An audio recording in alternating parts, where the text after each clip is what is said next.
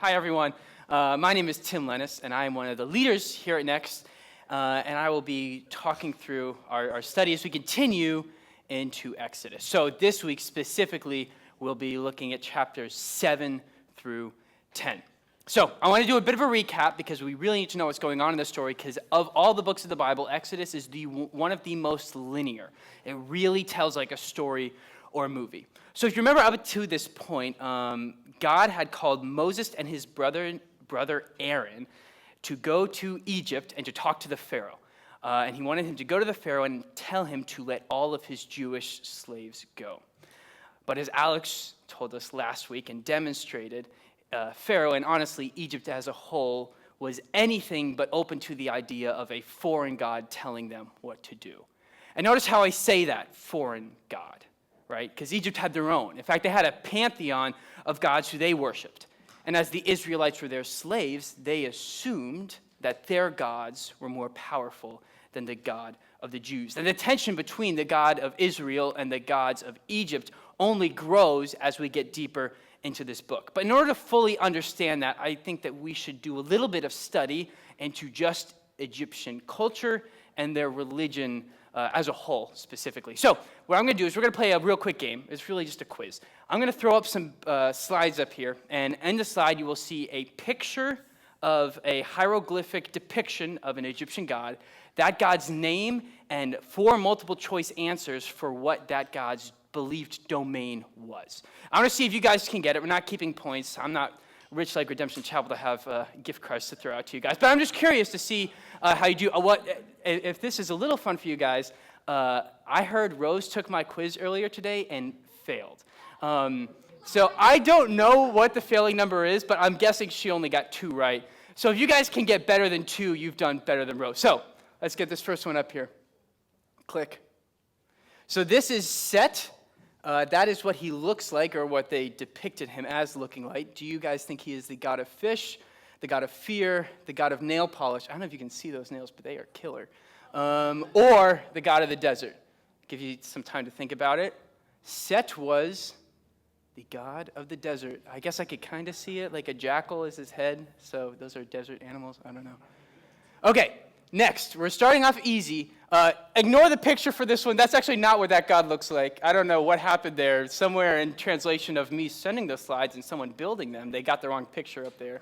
But so Ra, he looks like an owl. Is he the god of joy, the god of the sun, the god of feet, which would make more sense if you saw the picture because he has these really big feet. Or the god of ovals, which would again make more sense if you saw the picture because he's wearing a big oval on his head. So we're just going to give the answer for this one. Ra is the god of sun. Okay. So here's the guy that we were supposed to be seeing, Osiris. Now, these first 3 are probably ones you guys have heard of. So is Osiris the god of crops, the god of the sky, the god of uncomfortable chairs? Do you guys see how high up that backrest goes? Like, it barely goes past his butt. I don't know how he's using it. Or the god of killer facial hair. I've tried to grow a goatee like that, but my wife gets very mad at me. So Osiris is the god of crops. Now we're going to get a little weird. Here's Apis. Is he the god of rain, the god of wind, the god of laughter, or the god of livestock? If you guessed the god of livestock, you would be correct. Now we have Uchait.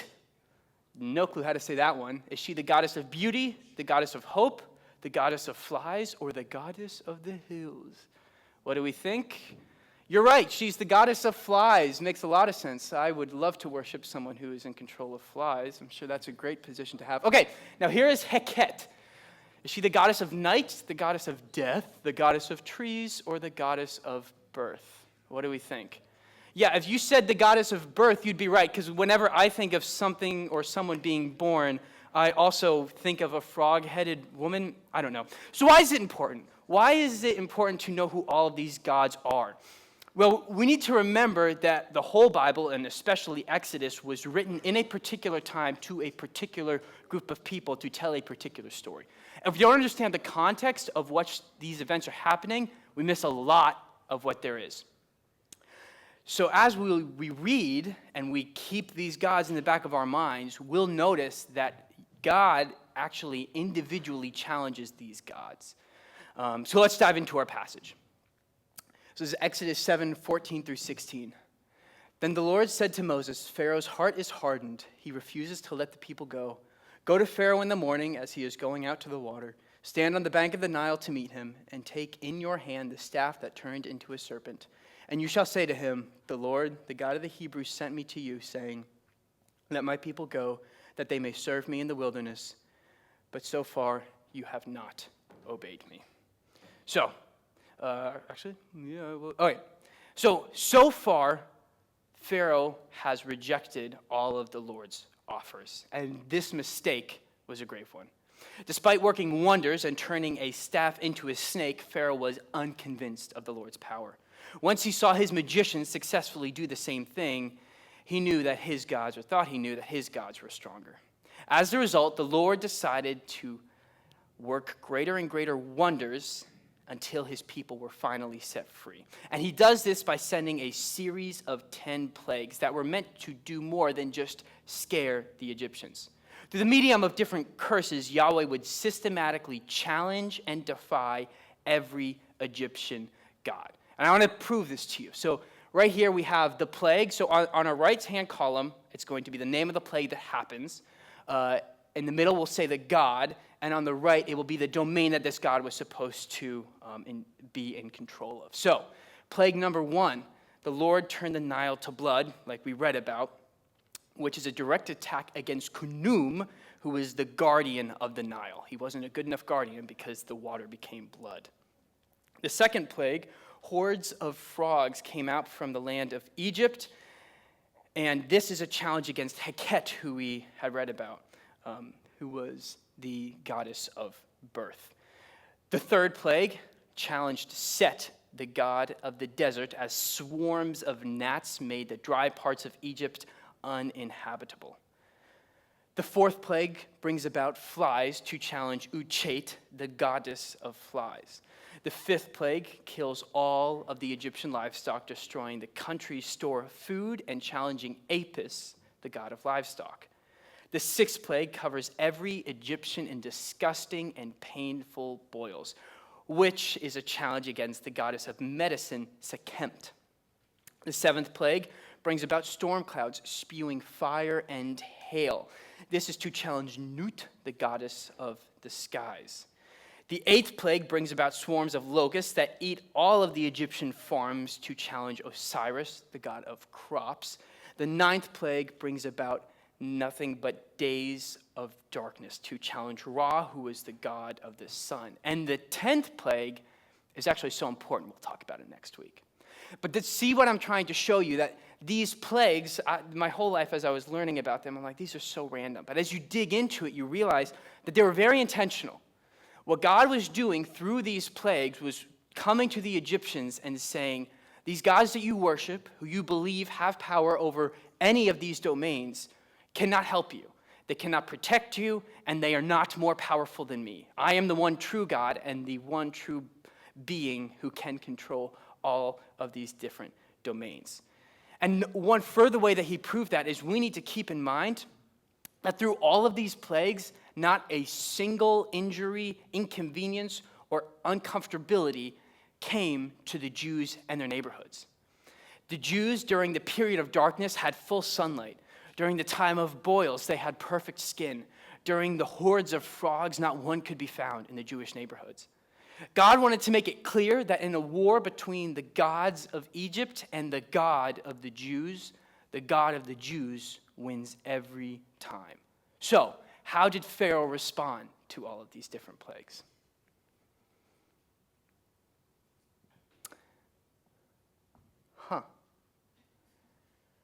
Not well. He threatens to kill Moses if ever he sees him again. But why? I mean, if I were Pharaoh, I would have turned and believed right away. In fact, so many times when I'm struggling with doubt, all I want is for the Lord to give me a visible, tangible sign that I can't look past to prove to me that he's there. Yet Pharaoh had the most concrete proof of the Lord's power, and he still would not relent or even believe. At least that's how it seems. You see, to understand what's clouding Pharaoh's judgment, we need to look a little bit further into the passage and notice who the Pharaoh is surrounding himself with. Chapter 7, verse 22 reads, "But the Egyptian magicians did the same things by their secret arts, and Pharaoh's heart became hard.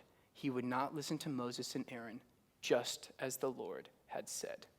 After Moses and Aaron had turned the Nile to blood, Pharaoh called on his magicians to do the same thing. They found a small pond or maybe a pool of water and turned it to blood. And that's all Pharaoh needed. But this isn't the first time. In fact, when the plagues, or it wouldn't be the last time, when the plagues of frogs come up, look what happens. The magicians did the same things by their secret arts, and they also made frogs come out of the land of Egypt. You see, up until this point, the magicians were able to copy each plague that the Lord had summoned, which was enough to convince Pharaoh that his gods were still in control. But notice this, the magicians never cured any of the plagues. So far, they've really only been able to further God's judgment by bringing forth more frogs and creating more blood. I mean, how is that helpful? If you are the ruler of a nation and you call upon your magic man to help you in this situation, why would you ask them to make less drinking water and more blood? Yet all of this was lost on Pharaoh, and he saw their work as a triumph over Yahweh. I don't think we're much different, though. And I have a personal story. 2 years ago, I was laid off from my job and spent almost 9 months unemployed. I submitted application after application, but seldom got a response. During this period, I found myself questioning the Lord's design for my life. Why had he left me? Why must I sit back and watch the world and my youth just pass me by? I would constantly ask the Lord for a sign to show me how I should move or what he was doing, but there was only silence. Now, as I look back on that period of time, I realized that the Lord had been working in my life. The truth is, what was best for me was to have 9 months of unscheduled, uninterrupted time to wrestle with the Lord. During that time, I got very involved in the youth ministry here at Redemption Chapel and made some really great friends. I was able to wrestle through what my skills were and what I actually wanted to do as a job and a worker. And most importantly, during that time, I met my beautiful wife. You see, during all of this, I had assumed that what was going through me was something that the Lord had no control over. Because the news of me getting laid off didn't come from the Lord's audible voice, but instead a human, I assumed it wasn't him. But it was. He was talking to me, and he was saying, "Tim, you need to slow down, and we need to talk." Friends, Pharaoh was no different. In the time of Exodus, believing in the supernatural was not uncommon. The signs that the Egyptians were seeing aligned with how they believed the world worked. And when they saw the magicians were able to do the same wonders, they refused to acknowledge the power of the Lord. I mean, how often do we do this? Ignore a clear message given to us by the Lord because we're dismissing it as something that is too bland or too boring or too normal for him to use. I mean, it is true. Sometimes the Lord comes up to you and knocks you off your feet in a way that only he can. In fact, after the plague of frogs, the magicians were not able to copy any of the other wonders. But by this time, Pharaoh was too resentful, even when his own magicians declare, "This is the finger of God." The next sentence reads, "But Pharaoh's heart was hard, and he would not listen, just as the Lord had said." Why must it come to this every time? Why must we always explain away God's clear action in our life and pretend that it is nothing but common luck? Why must we harden our hearts over and over again as the Lord audibly knocks at our door? In my experience, it is because I believe the false gods I worship have power over the Lord, when really they only have power over me. I mean, come on. After seeing all the work and effort I put into this career, a good God would never ask me to throw that away. After watching me slowly fall in love with the same person month after month, a good God wouldn't ask me to let that go. After building up so many riches and so much status, a good God would never tell me to move on from that. After enslaving a strong group of workers for generations, an all-powerful God would never ask me to let them go. Do you not see? We are like the Egyptians. We have our own pantheons of heretical gods who we challenge the Lord with day after day. And it is true, sometimes they will afford us and deliver a cheap imitation of the wonders that the one true God can create. But listen here, they will never solve the problem. The longer we choose to harden our hearts, the more blind we become to the eternally impactful work of the Lord. Pharaoh was standing in the way of the promised people, the promised land, and the all-powerful God. And he could not see past the fact that he would have to hire more workers. Friends, we do not want to be like Pharaoh. So we must open our eyes and alert our ears. Pay attention to those small miracles that are happening in your life every day, lest you make yourself an enemy of the Lord and discover the true tragedy of the 10th plague. Thank you. Let's bow our heads and pray. Father, thank you so much for the time that you have given us to be here, Lord, in community and to think and ponder your wonders and the goodness that you have. Lord, it is so hard not to fall back into our idols, Lord. It is so hard to not put other things above you. But teach us, Lord, to see how you are moving. Give us wisdom to understand where you are putting us, Lord, and what you would have for us in our lives. Let us understand your miracles, Lord, and let us call them what they are, wonders by the hands of the one true God. In your name, amen.